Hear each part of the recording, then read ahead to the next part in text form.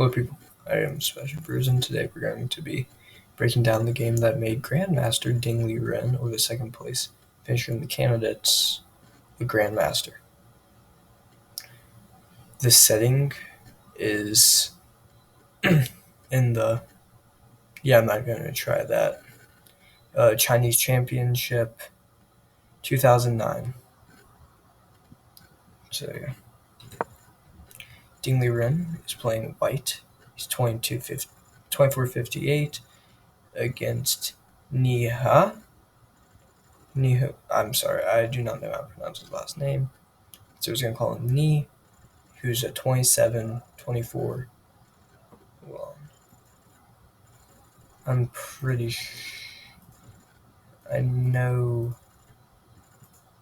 Ding was an IM from China. Sorry, I should have done this before the video, but I thought that it was already on. Okay. And I'm pretty sure that this guy was a GM. And country, just as Ding Liren. This guy is from China. There we go. So, Ding Liren starts the game off with the move d4. This is the queen's pawn opening. Knight f6, the Indian game. Knight f3, the knight variation. And g6, this is the king's Indian defense. The move c4 was played by Ding Liren. Bishop g7, knight c3, and d5. This is known as the modern Grunfeld. The move c takes d5, knight takes d5, e4, knight takes c3, b takes c3, giving Black gives Ding a big lead in the center, but an isolated a pawn. Generally, the next few moves are going to be c4, queen a5, and bishop g4, c5, rook b1, castles, bishop e2, knight to c6, and for those of you wondering, no, white cannot take because you lose your rook. Just want you guys to know that. Castles, bishop e2, knight c6, d5 from Ding Liren, attacking Ni's, attacking his opponent's. Ding is attacking his opponent's knight. I'm sorry about the stuttering. Knight to e5, that is defended by Black's bishop. Knight takes e5, bishop takes e5, and rook b3, getting his rook more towards the center. Queen d6, creating a battery, most likely going for this pawn on h2. Queen d2, e6, f4. That was the idea of putting his queen onto d2 for these two pieces to now defend the pawn on f4. Black's bishop goes back to g7, c4, played by Ding Liren, reinforcing his center, e5, f5, g takes f5, e takes f5, bishop takes f5, castles.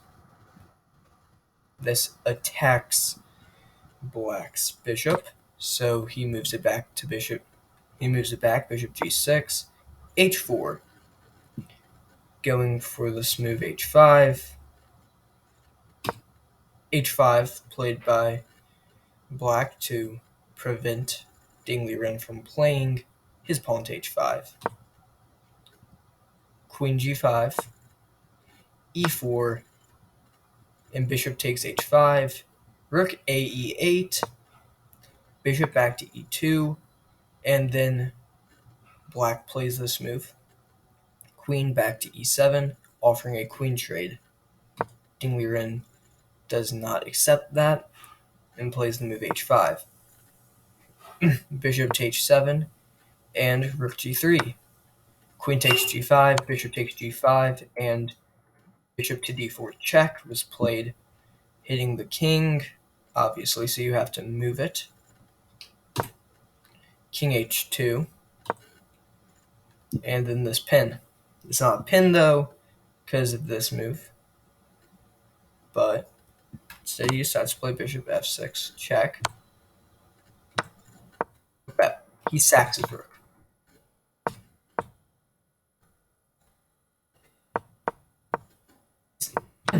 Sacks his rook for this big checkmating attack. For a checkmating attack. This would be if you just play, I don't know, bullshit move, a6, check, blocks, and this. Next thing you know, you guys are even. Never mind, you get something like this. And, well, simply this is not very good for, well, maybe not exactly this, but some, if check maybe here, setting up another discovered check. But that's only speculation. Black plays c2, king f3. This move, king to, this. King h7 to prevent any check, g4, king g8, g5, a6, h6, bishop back to g6, h7 check, bishop takes h7 check, h4, and black resigns. Why? Because mate's unstoppable. No matter how, if he plays b5, this. You can't take. It's mate. So let's say you take, check, and mate. It's unstoppable mate. That is why black resigned.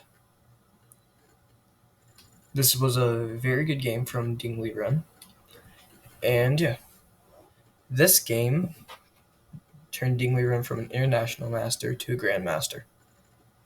Chinese 30th. He was 16 if I'm correct. Now, goodbye everybody. And I'll be playing a tournament this weekend actually, so expect some recaps from me.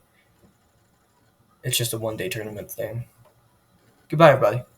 And I will see you in my next video. My watch just fell. Goodbye.